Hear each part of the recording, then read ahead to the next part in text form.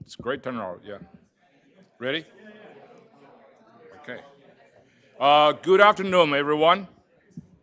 Good afternoon. Thank you very much for coming. And my name is Miles Yu. I'm the director of China Center here at the Hudson Institute. And today we have a distinguished guest, not far from us, several blocks away from the White House. The topic is about cyber policy. So we're very excited to have this event. And because that's a talk of the town, everybody talk about cyber. When we talk about national security, when we talk about privacy, we talk about the even food safety, has a lot to do with cyber. So cyber is the front and center in our national awareness.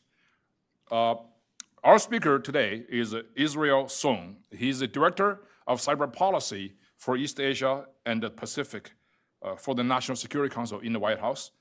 In his current capacity, Israel coordinates interagency efforts to counter nation-state cyber threats to the United States critical infrastructure and bolster the cybersecurity of allied and partner nations. Before entering government service, Israel was a senior vice president for strategy at a software company in the United States and the regional vice president for an IT security company based in Asia and the Middle East. He graduated from Cornell with a BS in policy analysis in 1996 and obtained a JD from Harvard Law School and an MPA from the Kennedy School of Government at Harvard in 2001. He enjoys kayaking, biking, and hiking Civil War battlefields. The battle obviously continues. It's not a civil war, it's an international war of global significance. So without further ado, I give you Mr. Israel Soong. Thank you. Thank you so much, Miles. Thank you so much. Good afternoon, everyone. How's everyone doing? It's hot outside. Thank you for making the trek. I hope we didn't lose anybody coming to this venue. It's really hot outside, so stay hydrated. Anyway, it's good to see you all. Like Miles said, my name is Israel Soong. I'm a director of East Asia Cyber Policy at the White House National Security Council. At the NSC, I'm responsible for policies to counter the cyber threat posed by the PRC, China, and for policies that strengthen the national security networks and critical infrastructure of allied and partner countries in the Pacific. Working daily with my counterparts at the NSC and the Asia and Technology and National Security Directorates, together we execute the administration's strategy to invest, align, and compete with the PRC, investing at home, aligning with allies, and challenging the PRC when necessary. I want to express my deep thanks to Hudson Institute for inviting me to address you on what I think is one of the most important topics in national security today. And I'm really grateful to have the opportunity to address such a distinguished group. And a special thank you to Miles and the Hudson Institute. Thank you for leading policy conversations in this area already. Thank you. Today, I want to talk about leading in the cyber competition with the PRC. But in addition to cyber, I also want to talk about the whole gamut of foundational technologies on which cyberspace is built, including software, networks, and chips, among others. And I'm going to talk about this through the lens of the US-China strategic competition. So I'm going to make 3 points this afternoon. The first point is, the PRC is the only state with both the intent to reshape the international order and the economic, diplomatic, military, and technology power to do it. Beijing sees cyber and emerging technology as critical to its strategy to reshape the United States-led international order to be more favorable to the priorities of the Chinese Communist Party, the CCP. Number two, the novel and unique nature of internet-connected goods require that the United States must stay ahead in this cyber and technology competition to ensure that we lead on the sources of technological and economic growth, while also ensuring that sensitive technologies our companies are developing do not become a source of vulnerability. Third point, staying ahead of the PRC requires us to do certain things. A, to adopt carefully tailored policies to protect US technology from being used to undermine our national security. B, massively invest in cybersecurity, cyber talent, and capabilities so that we lead in critical technologies. And C, forge mutually reinforcing partnerships with nations committed to an affirmative vision of cyberspace. Now, Hudson Institute's scholars and thinkers have already done an excellent job highlighting Beijing's strategic intent to challenge the democratic, rules-based, US-led global order and reshape it.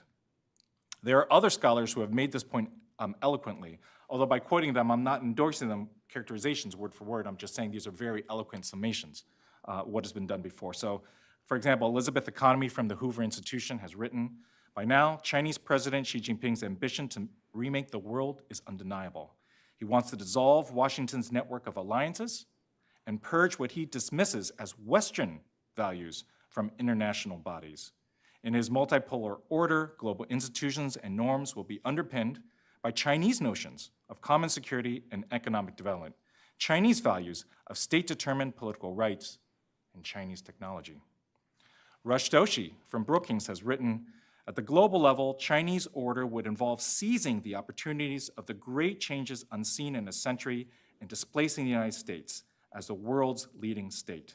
This would require successfully managing the principal risk flowing from the great changes, Washington's unwillingness to gracefully accept decline, by weakening the forms of control supporting American global order while strengthening those forms of control supporting a Chinese alternative.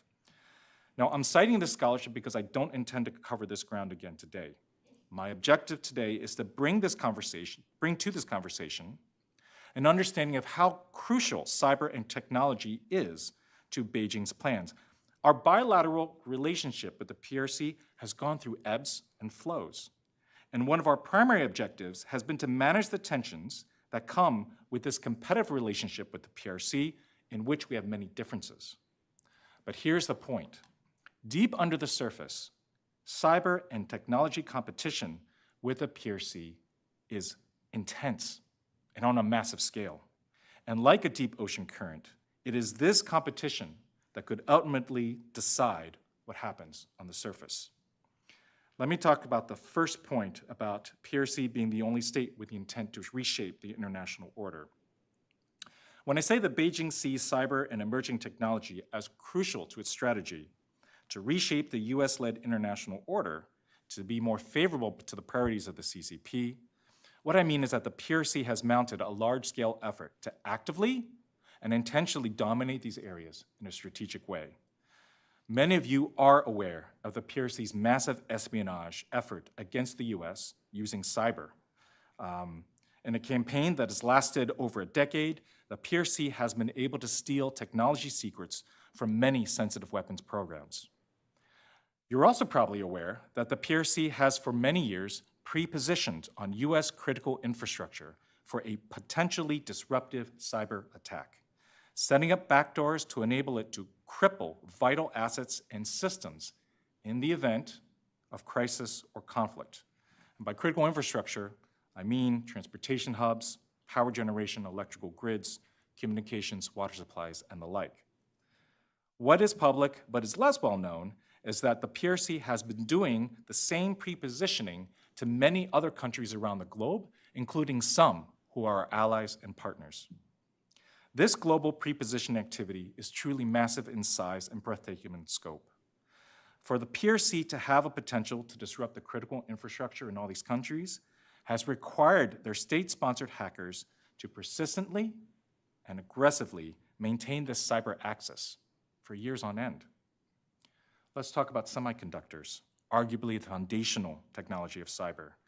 This administration has pursued a small yard, high fence policy to restrict the export of the most advanced chip technology to the PRC, appropriately scoped to protect national security without unduly limiting trade and investment.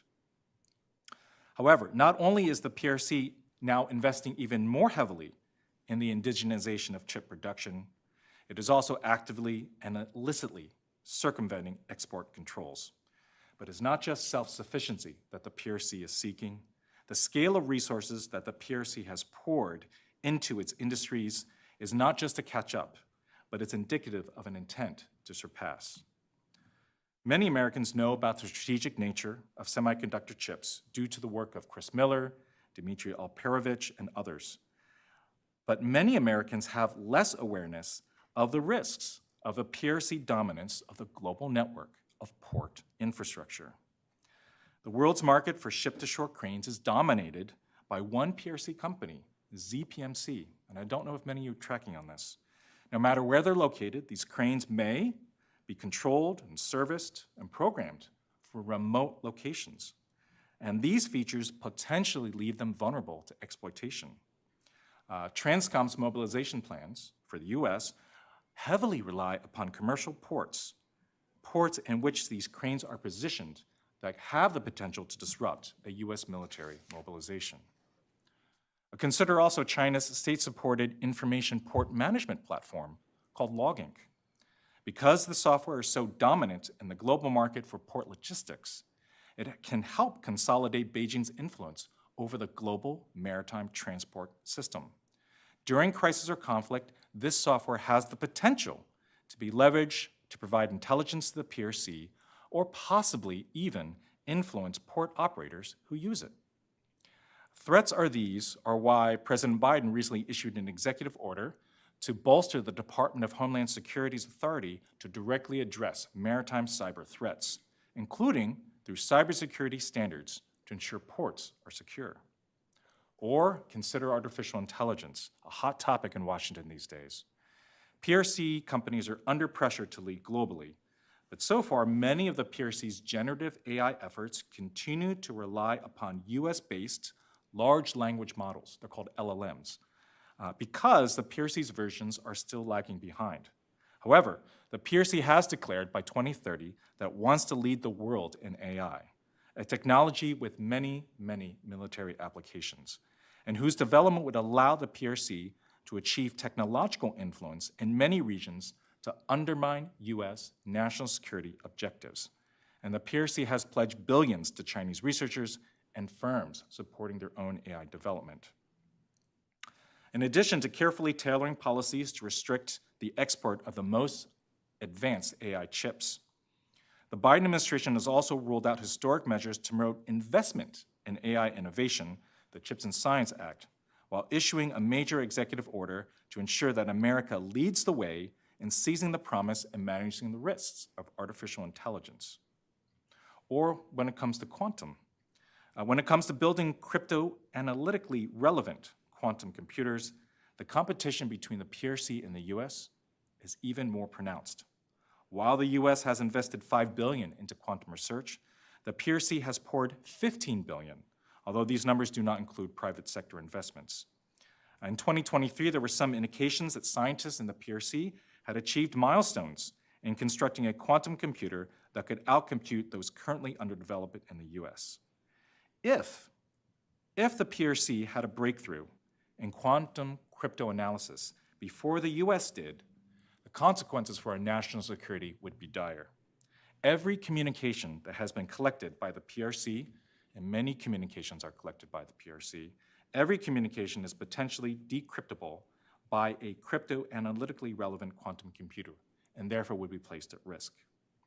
Here again, this administration has taken a range of proactive steps, including a national security memorandum identifying key steps needed to maintain our competitive advantage in quantum, while mitigating the risks of quantum computers to our national security.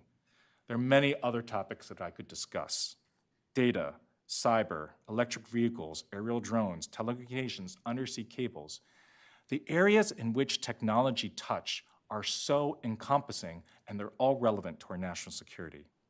Now, in my personal opinion, if the PRC's efforts in cyber and emerging technology were purely for its own economic development, without regard to geopolitics, I think we would have fewer concerns.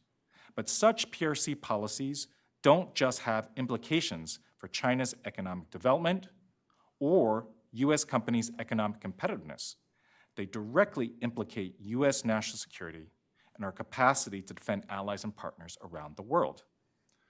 The PRC is purging Western technology from its networks in China, stealing intellectual property at a massive scale, developing its own indigenous versions of that technology, and subsidizing and investing heavily in its own technology companies, some of whose products pose considerable cybersecurity risks. Now, let me move on to my second point about the unique nature of internet-connected goods. I want to answer the question of so what? Why isn't just keeping pace with China in cyber technology good enough? Why does the United States have to lead in this area? What are the consequences if we don't? The answer to these questions lies in the novel and unique nature of internet-connected goods. So, for example, cyber and technology are internet-connected. Their functionality is dependent upon their connection to the internet. When you purchase one of these goods, you're buying its functionality, but you could also be relinquishing some control over it. Now, in most cases, where an internet good is produced has few national security consequences. But in the case of the PRC, we have to think of a few more things. We can't ignore that the PRC enterprises that produce internet-connected goods, they have to operate in a different political context, including a lack of rule of law protections against PRC government interference. Moreover, the PRC's civil-military fusion strategy supports the modernization goals of the People's Liberation Army by ensuring that it can acquire advanced technologies and expertise developed by PRC companies, universities, and research programs that appear to be civilian entities.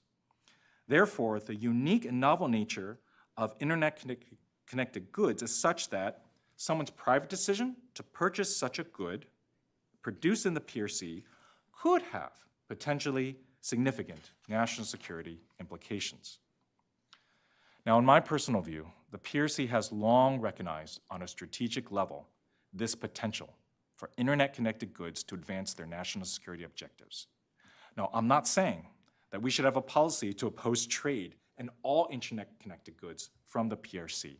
This is not about protectionism, but I think we need to carefully assess and tailor measures that will continue to protect U.S. national security when it comes to our most sensitive and advanced technologies, because we have to ensure that these kinds of vulnerabilities don't impact our national security over the long run.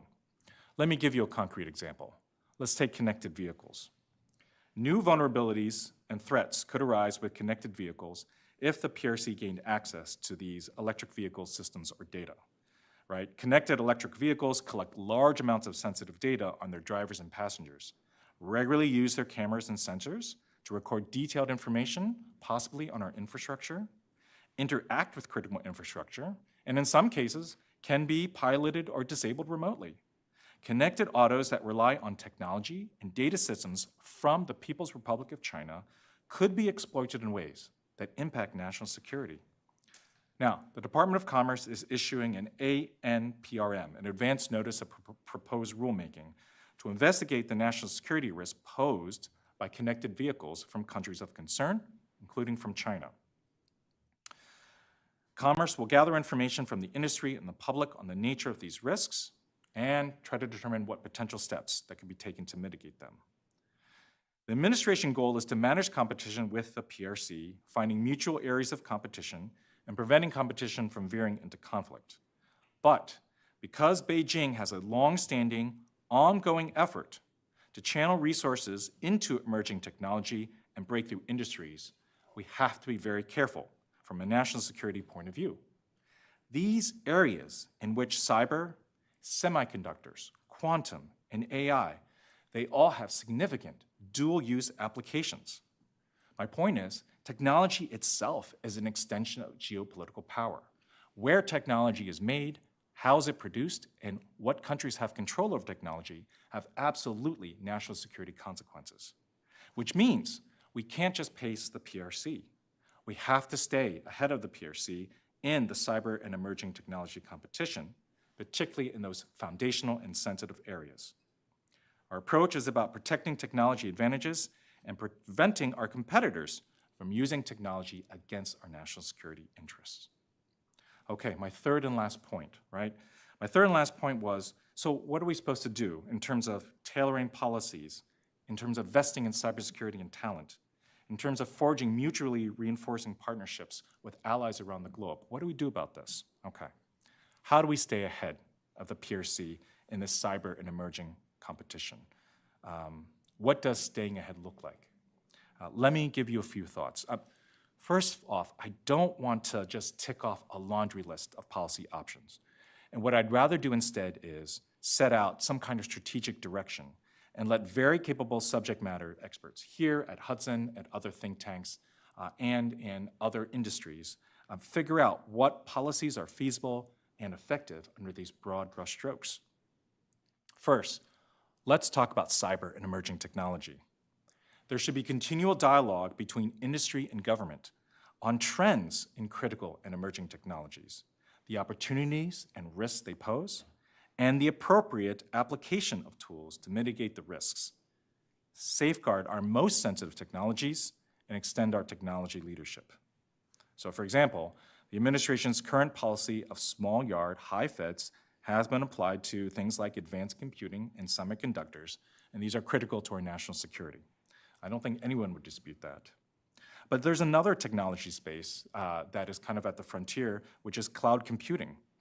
Developing countries across the globe are considering whether to move their government's most essential assets and services to the cloud. Now, the PRC has been aggressively pushing these countries to select cloud services from PRC companies and enterprises. And the US should continue to highlight to these countries the national security risks to them from using PRC providers. But more than this, we should be investing early and often with US and allied nation cloud providers to develop a diversity of alternatives to the offerings from the PRC. My second point is about massively investing. I said before we need to massively invest in cybersecurity, cyber talent, and the capabilities to produce advanced technology. The steady drumbeat of attacks we've seen over the last 3 years highlights the limitations of a purely voluntary approach to protecting our critical infrastructure. It's essential that we start requiring each of our critical infrastructure sectors to adhere to baseline cybersecurity measures. Things like making sure you have a cyber incident response plan, require multi-factor authentication, requiring encryption, and require logging, just to name a few basics. To codify this approach, this administration recently released the National Security Memorandum 22. It elevates the importance of minimum security and resilience requirements within and across critical infrastructure, and it places increased expectations on our risk management agencies to implement those requirements. In addition to critical infrastructure, we need to continue to protect our defense industrial base. As we're doing everything from investing in building more submarines, producing more critical munitions for our allies around the globe, we have to safeguard our military secrets so that the United States can make what is necessary to sustain deterrence in competitive regions. It makes no sense for the American taxpayer to pay billions for advanced weapons programs that defend American interests, only to lose military secrets to the PRC for what are really pennies on the dollar because of lax cybersecurity. Now, there's good news on this front.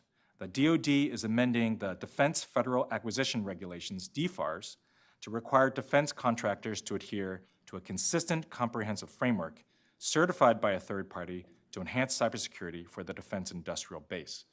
But there's more that needs to be done. This is a much-needed change in our approach.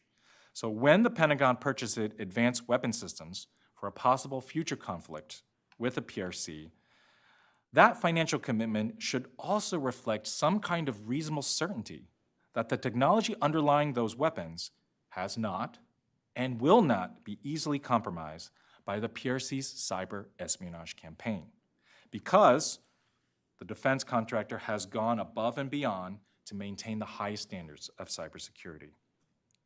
So I've talked about our critical infrastructure and our defense industrial base. Now I want to talk about talent, human talent. Investing in cybersecurity means investing in our pool of STEM talent. In 2023, more than 750,000 cybersecurity jobs in the United States went unfilled. In 2022, universities in the United States awarded 435,000 STEM degrees, STEM bachelor's degrees. Now, that seems like a lot, doesn't it? Until you realize that on average, universities in the PRC award more than 4 million bachelor STEM degrees every year.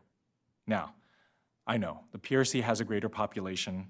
Some rankings suggest that the quality of the STEM education in the US is higher than that of the PRC, and many talented scientists and engineers from China eventually relocate to the West through graduate study and employment.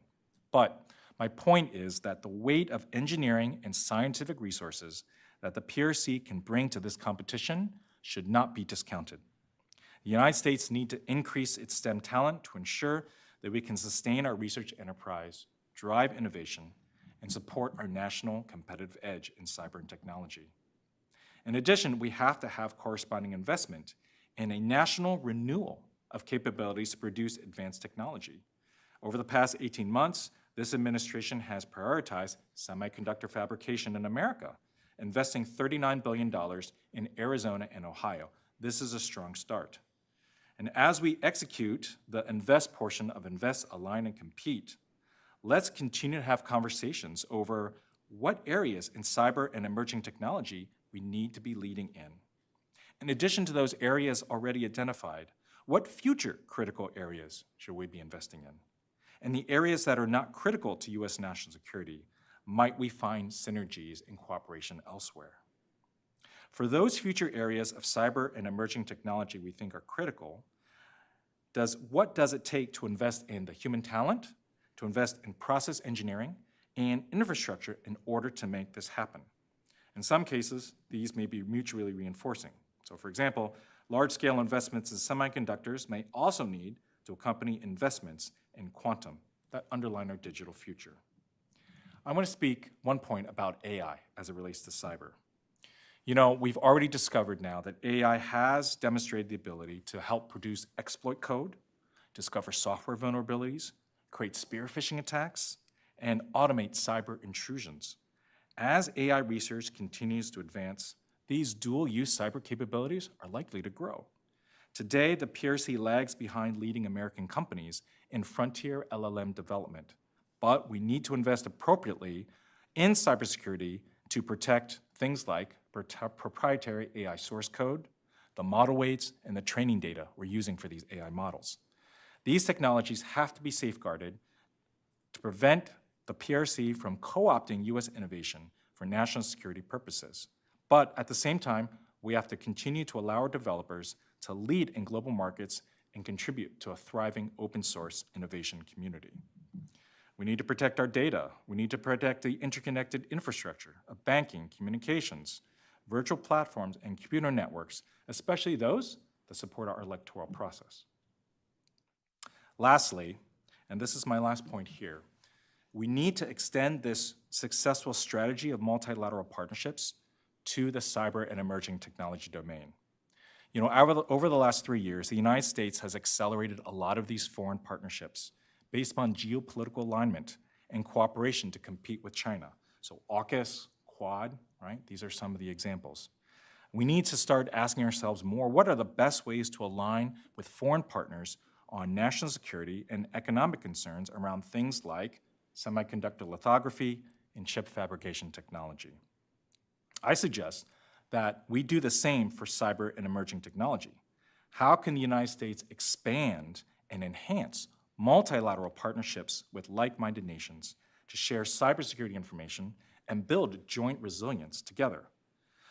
Is it possible for the United States to form groupings of nations to reduce the flow of the most sensitive national security technology to the PRC and other adversaries? We could extend it to quantum, artificial intelligence, even future 6G telecommunication standards. Okay, I want to make two last points and then I'll conclude. One is that in leading in the cyber and emerging technology competition, we have to avoid endangering our own efforts by decoupling from centers of innovation. History teaches that societies that isolate themselves from the greater world out of a fear of competition or influence, they eventually undermine their own forward progress. And this is the kind of overreaching that we need to avoid most as the United States, that in the name of competing with the PRC, we end up starving our digital economy of foreign talent, competitive pressure, and innovation, because all those things are important to innovation. There is a great danger in defining yourself simply by what you're against. Instead, when it comes to cyber and emerging technology, I want us to define ourselves by what the United States stands for in this area, in a way that counters the PRC narrative that the West is only interested in its own wealth and not the prosperity and well-being and development of other countries, including the Global South. We need to have an affirmative vision of cyberspace, an affirmative vision of cyber and emerging technology. Our affirmative vision of cyberspace should be a future in which people around the world can reliably access critical services from their government, use technology to securely communicate, express their views online without fear of censorship or political retribution, and depend on a digital infrastructure that drives economic growth for all levels of society. And this is how cyberspace and emerging technology can promote human flourishing. Human flourishing is the idea of the physical and mental well-being of individuals and the communities they live in. I argue that only the United States and its allies and partners, with our commitment to individual dignity and freedom, can deliver such a vision to the rest of the world. Thank you very much for listening, and I really look forward to your questions.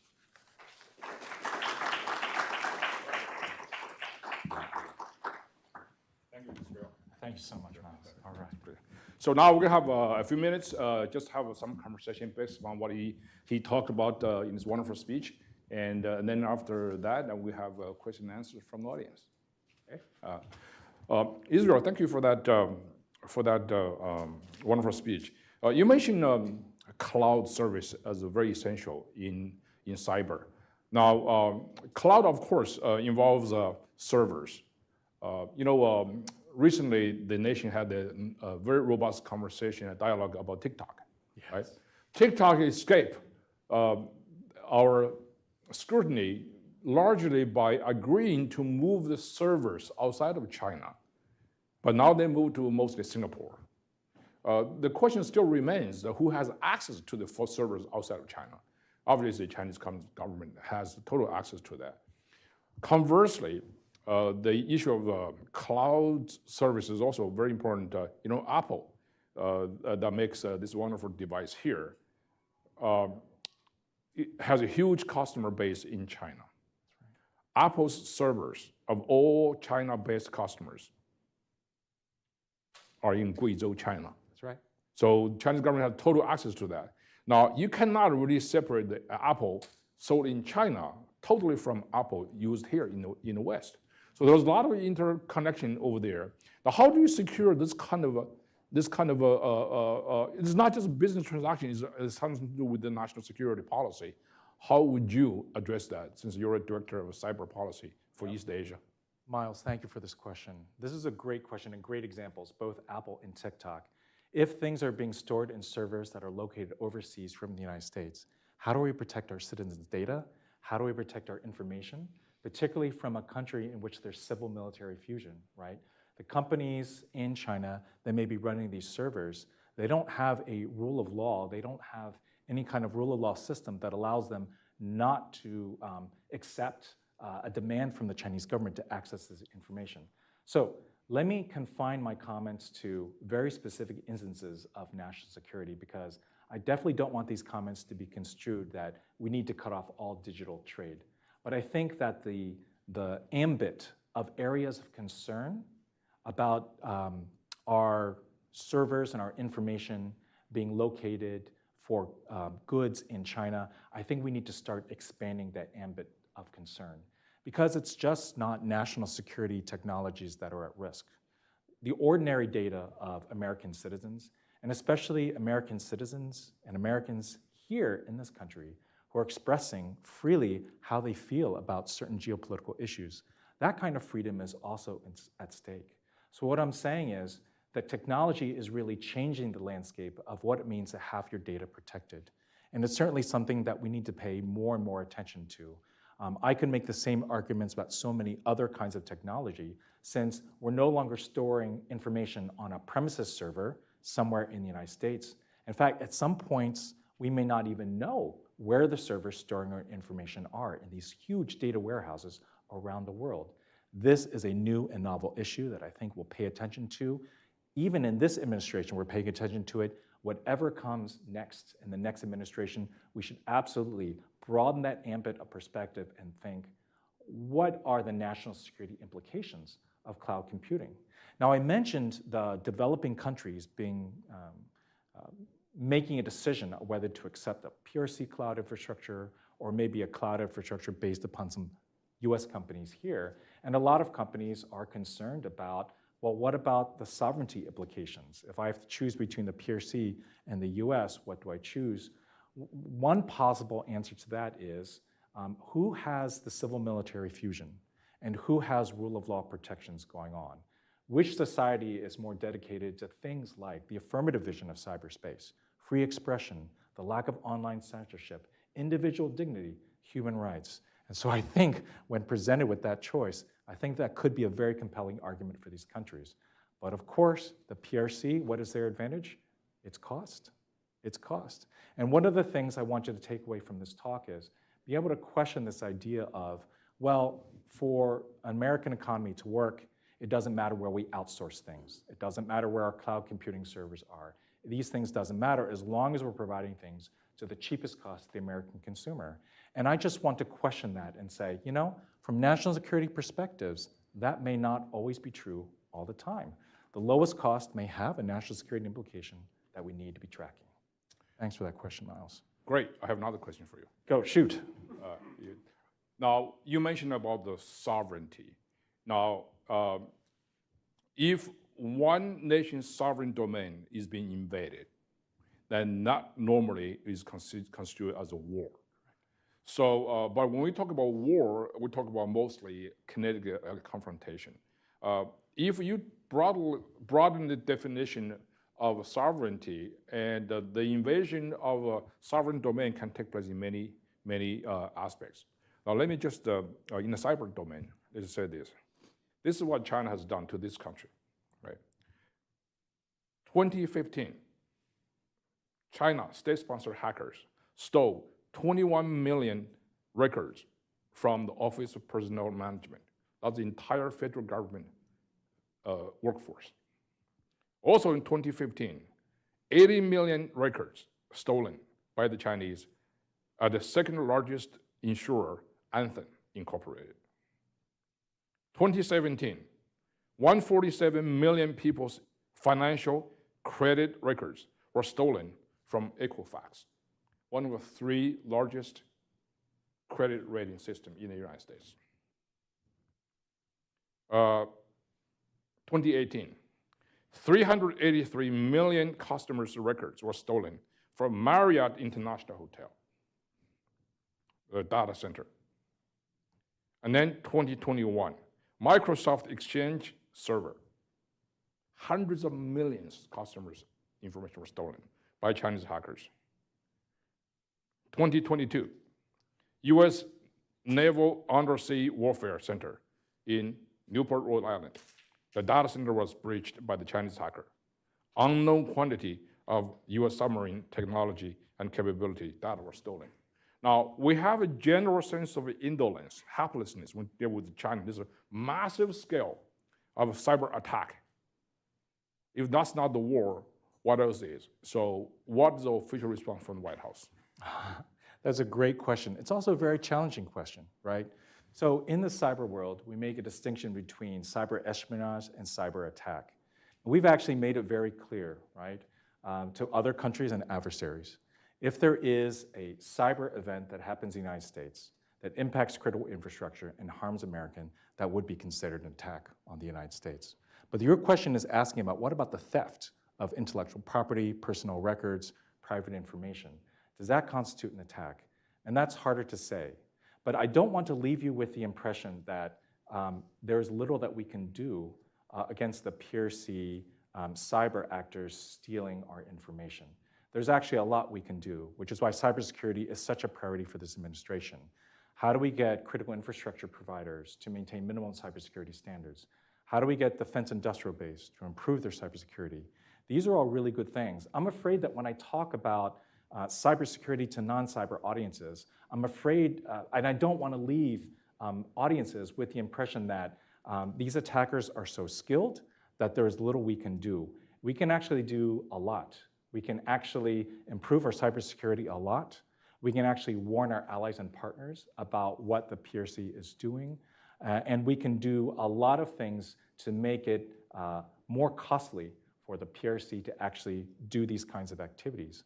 In some cases, however, Miles, I want to say there's a lot of things that Americans can do as kind of a whole society cybersecurity perspective, right?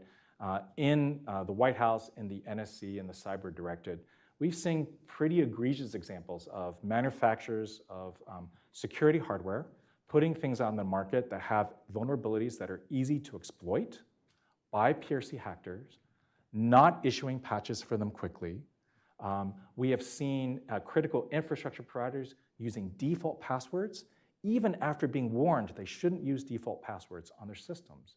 So I think there's a lot more that we can do as a country to increase the cybersecurity awareness. So for example, let me ask this audience, how many of you have MFA enabled on all of your accounts? I hope most of you do, right? I see a few hands, right? But when we talk about cybersecurity, let's talk about something as a whole of American society awareness, that all of these things, defense industrial base, the information from OPM, Equifax credit card information. There was a recent hack of AT&T, of all its customers. Together as Americans and American private enterprise, we need to get around the idea that there are certain things that we should do for cybersecurity, and that's been a big push from this administration. Yeah. So, go ahead.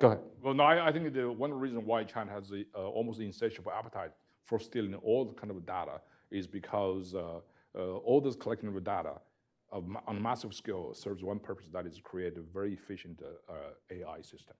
Because AI is almost entirely dependent upon the completeness of your data collection. And now China has pretty much like, biometrics and all the information, financial, otherwise, your social credit score, for example, in our data system, so they can identify who you are and they can exercise control. Now let's move to another direction over there. You mentioned about, obviously China has this global ambition for dominance, mostly right now, not necessarily through outright ideological export revolutionary rhetoric and arms of kinds in the 60s and 70s of last century, but through basically created a global dependency by the world on technology and on economy. So technology is today's topic. To what extent do you think that China's focus on technology is for military purpose primarily, or to what extent is for a much broader sense? Miles, this is a great question. I'm so glad you asked it. So let me give my personal opinion on this. This is my personal opinion here, based upon my work at the NSC. Yes, there's always the possibility that in acquiring advanced technology, that the PRC will be able to achieve military capabilities directly to contest the United States. Yes, that's a huge concern. And when we talk about issues like Taiwan or the South China Sea, that is incredibly big concern. And this administration, and I'm sure whatever administration follows, will do tremendous amounts of work to make sure our military capabilities stay on top. But my biggest concern isn't that eventuality. My biggest concern is a world in which China, over decades, because of its investments, because of what's doing, has been able to corner the most sensitive and advanced future technologies that future digital life will depend upon. And Miles, you mentioned creating a technological dependence. And part of the reason why I bring the examples in my speech of the cranes, why I bring examples of port management infrastructure or other kinds of things, is that as China moves and takes greater portions of these areas of future economic and technological development, my concern is that if we don't do something as the United States to contest that in those technology areas, not only will we fall behind, but we may be faced with a decision that is increasingly difficult to contest the PRC in the technology domain. That's why I say that we have to lead. China is great at taking advanced technology and producing it at scale. A lot of the things that we've done in the preceding decades in the United States is try to outsource all the technology. We design it, but we outsource it. The process engineering takes place in other countries. And I guess one of my concerns is, but in outsourcing it to other countries, might we be giving up a little bit of national security concern here? So questions to ask ourselves in the national security establishment is, how do we create an environment where we and our allies and partners are not technologically dependent upon China, particularly for the things that have such wide variety of dual-use applications? Very, very good. So you mentioned about the affirmative vision of cyberspace, which is a very interesting concept. Obviously, I'm in total agreement. Now, the PRC obviously has a different vision of cyberspace. How do you convince, the West versus the rest? So how do you convince the rest of the world to go along with our vision of cyberspace? That's a great question.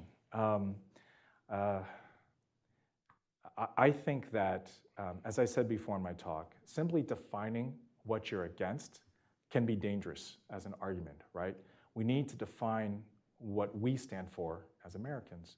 And I think taking the values before the internet revolution of individual dignity and freedom and trying to articulate those when it comes to digital, a digital economy, a digital infrastructure, a digital future, that's one of the greatest challenges that we have before us. When we talk to other countries, particularly in the global south, we have to make the case that it's not just about what is cheapest. It's about what technology will enable your development, but will also allow your citizens and your people in your country to experience the same kind of digital freedom, the creativity, the freedom of expression online that we Americans enjoy. I think there's, this administration has done work in this field, the preceding administration has done work in this field, but I still think there's more work to be done in articulating this digital future that we're building through AI, through all these advanced technologies. How is that technology going to be in the service of the values that we embrace as Americans? One of the things I hope you're taking away from this talk is that technology is not a value-neutral thing. Technology itself is imbued with so many different values. It's just not engineering and science put together. The way we use it, the way it gets used in our societies, has an implication for the values that we espouse. So, in discussing this PRC-US competition, as well as all the policies that come with securing our national security, we also need to continually message about the policies that protect the values that we know citizens from other countries also want, and articulate how using the PRC technology can infringe on those freedoms and put those freedoms in jeopardy. To follow up on that very question, in the previous administration, we had an enormous problem working with friends and allies. Now we're talking about the global north friends and allies. And particularly on the issue of 5G by Huawei. We're the first country to say this is dangerous. 5G would not distinguish what's on the edge and what's in the core. Once you're in the system, everything goes. So, but we had an enormous problem convincing our friends and allies, even some of the Five Eyes countries, let alone most of the NATO allies thought we were just a little bit of alarmist. So friends and allies sometimes can be also very cranky and difficult too on issues like this. Gradually, they have turned around as a result of COVID, as a result of our persuasion, as a result of China's own behavior and their own constant hacking attacks on not just America, but also many countries in Europe and Japan, Australia, those countries. So when we talk about important countries, you mentioned in your talk about the important countries who have to really create what you call the mutually enforcing partnerships with allied countries. What countries do you have in mind? Can you provide examples of successful collaboration in cybersecurity and technology with the international partners? Yeah, let me give 3 kinds of examples, because this is a great question too. I think, Miles, totally echo your comments. The alliances that we're building, the partnerships, the lattice work of alliances to manage competition responsibly with a PRC and prevent competition from veering into conflict, alliances are an extremely important part of that. So I can think of we have the traditional Five Eyes alliance, which is actually an intelligence partnership. In this unclassified setting, there's not too much I can say about this, but I will say that among the Five Eyes alliance, there's a great deal of cybersecurity and technology cooperation going on.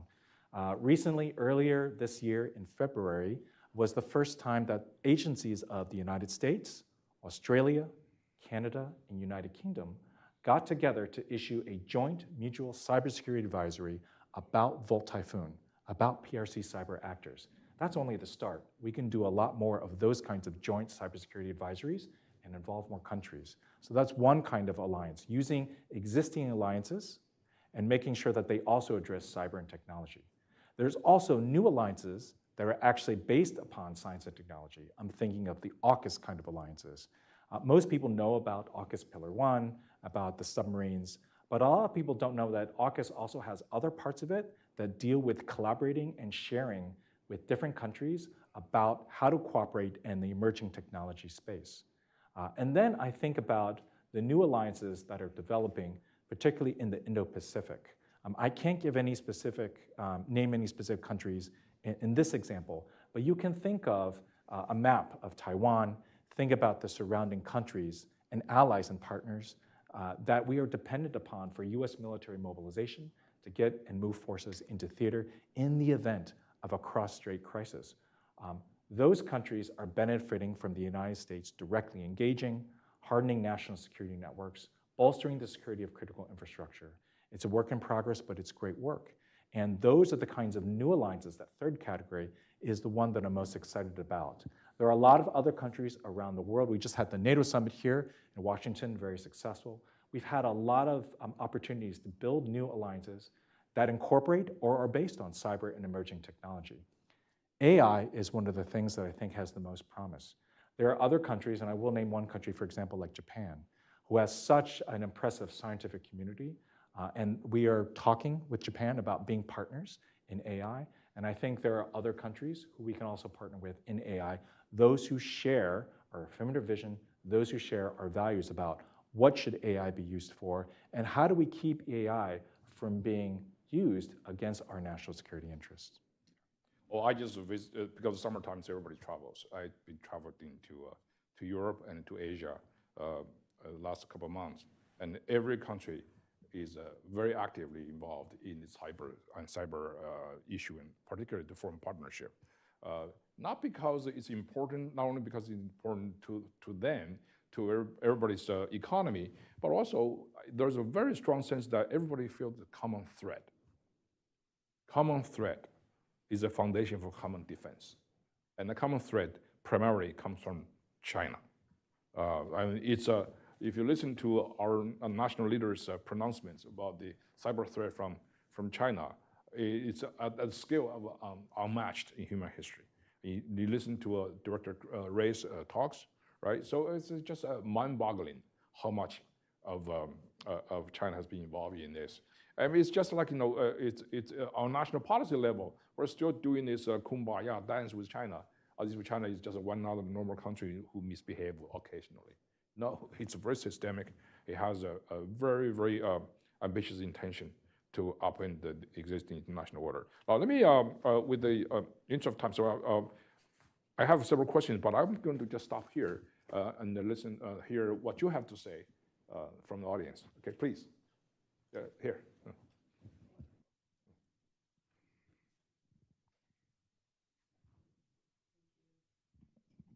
Please state your name and affiliation. I'm Alex Alper with Reuters, and I just wanted to ask, like you mentioned the importance of safeguarding, AI. You mentioned the model weights, the code, the training data. As far as I understand it, we don't even have the tools right now. Certainly, Facebook has made its model public, and they say that China's AI models are mostly based off of, Facebook stuff. We saw the G42 deal where even some of the proprietary stuff, which could be controlled under export rules if they did one, going abroad to countries that have, close ties to China. So I guess my question is, A, is the administration really doing that if it's allowing the G42 deal? And B, what tools, what do you need, I guess, to even really control that? That's a great question. There are other colleagues from other directorates that are much more expert on AI than I am, so I'm going to refer to them. But I think what your question is getting at is, how do we address AI? How do we make sure that the AI technology that the US firms have spent so much time developing, how do we make sure that they're not siphoned away by adversary countries and used against their national security interests? The Biden administration is definitely trying to lead on that area by introducing a national security memorandum on AI. We're going to address the threat to US technology firms from the IP theft from the PRC, as well as the broader cybersecurity threats from AI. And we're also going to accelerate the US national security's adoption of cutting-edge tools to benefit our national security objectives. Most importantly, we're going to reinforce efforts to develop, attract, and retain AI talent. That last point is something really, really important, and it goes along with the points I made earlier in my talk, which is, as a country, as Americans, what are the ways that we can put more power behind our STEM talent, to hire more cybersecurity specialists, to make cyber and STEM more interesting to young people across our country, to attract and retain cyber and AI talent. I talk about the missing cybersecurity jobs that we have every year. Well, now we're also going to have a new category of jobs, AI jobs, that we're also missing every year. So what I encourage discussion on and policies in the future towards is, how do we develop and nurture all those talents? How do we make STEM even more attractive than it currently is to the next generation of young people? That's a great question, and thanks so much for asking it. He should run for public office because everything he started with, that's a great question. These are great questions. Yeah. Over there. Hi, I'm Abhishri from ORF America. And I just wanted to ask, in terms of allies and partners, if you're looking towards, say, some Southeast Asian countries, a lot of them do have a common threat that we just identified, China, in terms of a lot of attacks on their data centers. However, they do have a very unique geopolitical constraints and are quite often hesitant for attribution. And I was just wondering how US may engage with these allies and partners and bodies like, say, ASEAN countries in order to reconcile cyber resiliency, cyber capacity building, along with their hesitancy for attribution. Thank you. I will say on hesitancy for attribution, you're right. Historically, many Southeast Asian countries are trying to walk a fine line between the United States and the PRC. But I think we've actually seen a couple of changes. So for example, Philippines recently attributed 2 hacks to PRC cyber actors. I think one happened in February and one happened actually very recently, I think in May, actually. But they both publicly announced, hey, we think and we assess that these are actually the actions of the PRC, and that's a really welcome change than what has happened before. Obviously, the Philippines in a slightly different position than many ASEAN countries. But I will say that absolutely in favor of engaging ASEAN, right? Engaging ASEAN on cyber capacity building, not just about the PRC threat, but also things like cyber criminality. We have something called the Counter Ransomware Initiative, which gathers a coalition of countries together to combat cyber criminals. We have a policy pillar, we have a counter ransomware task force. That kind of collective cybersecurity against cyber criminality is also very useful for shoring up cyber defenses in general. So there has been engagement with ASEAN. I agree with you, there should be more. The ASEAN are key partners in this space, particularly given their geographical location. So thanks for the question. All right, go ahead. And then one more following this. Thank you very much for your remarks. When listening to you and to other people, one feels that China is extremely successful penetrating cybersecurity. Their attacks all the time, often successful or partially successful attacks. My question to you, though it may be difficult to answer, I understand, how successful is the United States in penetrating Chinese cybersecurity defenses, or other Russia. We know from Russia's war in Ukraine that American intelligence was extremely good regarding the impending attack. So I reckon something similar is probably in a way successful also regarding China and cybersecurity. And as we have a small audience, perhaps you can be quite frank. Well, thank you for your question. In this unclassified setting, of course, I can't be as frank as I'd like to be, but I will answer your question in one way, which is the PRC success in cyber. And so again, to reiterate a point I made earlier, I don't want any of you to leave this talk with the idea that the PRC is unstoppable in cyber. It is actually not. With the correct cybersecurity, we can make a huge difference for American companies and for our allies and partners abroad. By mere virtue of the fact that we're able to talk about PRC cyber, and many others have done as well, Director Chris Wray, Jen Easterly, a lot of commentators have talked about what we know about PRC cyber actors. The mere fact that we are able to talk about this and identify it and call it out is a sign that they're not completely successful. We know what they're doing, we know what they have done, we're tracking them very closely. Through the efforts, a lot of our partners through the interagency. I wouldn't say this is a complete success story, but it is successful in the sense that their behavior is not being unnoticed. What would be not good is if we were not able to talk at all because we had no inkling of it. But actually the contrary is true.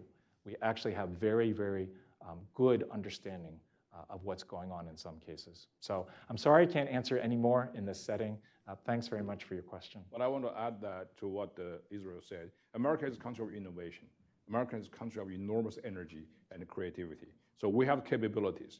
The issue that really we're talking about is leadership and also specific policy. So on our ground, if the country really gets acted together, and we have been unstoppable. And I think, if you look at the Chinese leaders in cyber, they're mostly trained in the United States.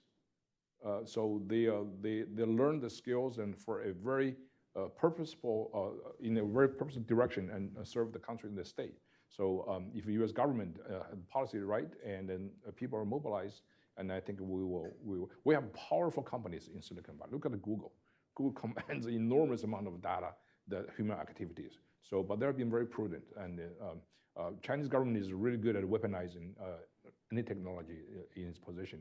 And we are a country of democracy. We don't do that all the time. Mostly, there's a clear line between government and private business, right? One more question, please. Yeah. Wait, before we ask that question, can I just add on to that? Oh, absolutely, yeah. I absolutely agree. This country has amazing resources, amazing talent, amazing innovation. And if we put our minds to it, we actually can, we definitely can lead in the cyber emerging technology, and we can do it. What it takes, though, is a recognition, and that's part of the reason why this administration and other administrations, other people in the cybersecurity community are raising this message of, hey, we need to focus on what is the national security threat when it comes to cyber emerging technology, and how do we invest massively in the resources to overcome the challenge. So thanks. All right, great. Okay, last question. Great, so last question, please. Thank you for doing this. My name is Yuko Mukai from Japanese newspaper Yomiuri Shimbun, and my question is about what you mentioned about Bolto typhoon and Five Eyes, and so you mentioned that Five Eyes start like united and like as a counterpart. After Bolt Typhoon, which I understand that was malware hidden in the Guam base and Guam infrastructures, and what is the analysis? Why it happened? What was their intention, and how it's relevant of with their plan to invade Taiwan? That's a good question. Let me answer it this way. Going back to one of the first points I made earlier in the talk about PRC prepositioning, what is their intention behind prepositioning on critical infrastructure, on US critical infrastructure, and on infrastructure in other parts outside the US? It's definitely a potential for disruptive cyber effect, a cyber attack, in a time of crisis and conflict. And so that's their motivation behind doing it. There are several things that we can do. One of the most important things is making sure our critical infrastructure providers, right, and other places outside the United States as well, our critical infrastructure providers adopt those cybersecurity measures that are most important to remediating the vulnerabilities in the network. So I hope I answered your question by saying, what is the intention of the PRC behind pre-positioning? What do they hope to gain from it? And what we can do about it as well. I hope that answered your question, or maybe I didn't understand it. Please ask it again if I misanswered.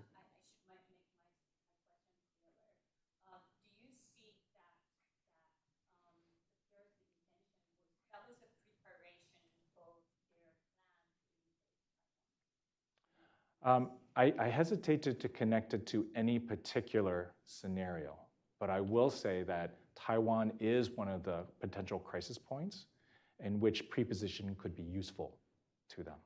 Let me just add the final thoughts to that. This is not just about the PRC.